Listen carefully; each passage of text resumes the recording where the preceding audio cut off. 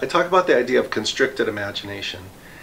And a part of the reason that I do is to talk about the stakes about Christian life and Christian engagement in the world today.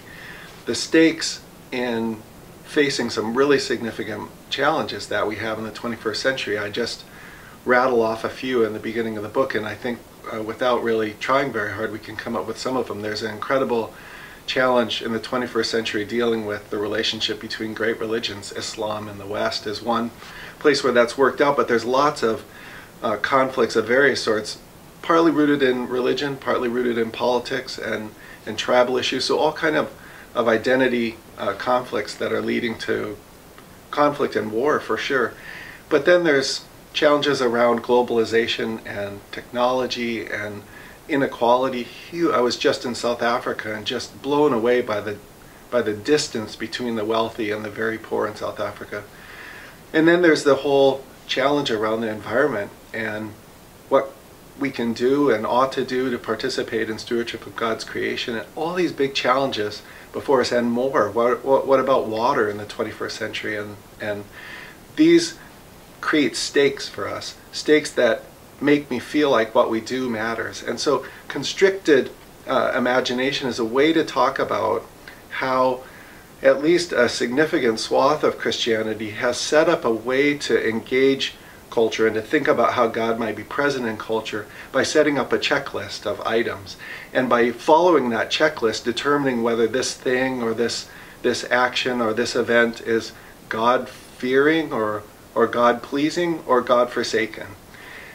That checklist approach you see present in Christian organizations, but you also see it when you go to the movies. We have rating systems for movies and games and so on, and it shortcuts the process of asking what God might be doing here. And I want an imagination that's as big as God's imagination for what's happening in the world and what God is involved in the world. And so I'm worried that that kind of constricted imagination that just takes this objective template and uses it to judge without really engaging the thing that's there keeps us from entering as fully into God's imagination as we can. And that worries me because we won't be able to engage the stakes and the way God is present in responding to those challenges as fully as we might be able to. So if you think about it in this way, the practices that we do, say the practices of engaging culture, shape our imagination for being participants in the great mission of God in redeeming the world. And if we can engage in practices that open us up, I use C.S. Lewis to try and talk about opening ourselves up, surrendering in a way to the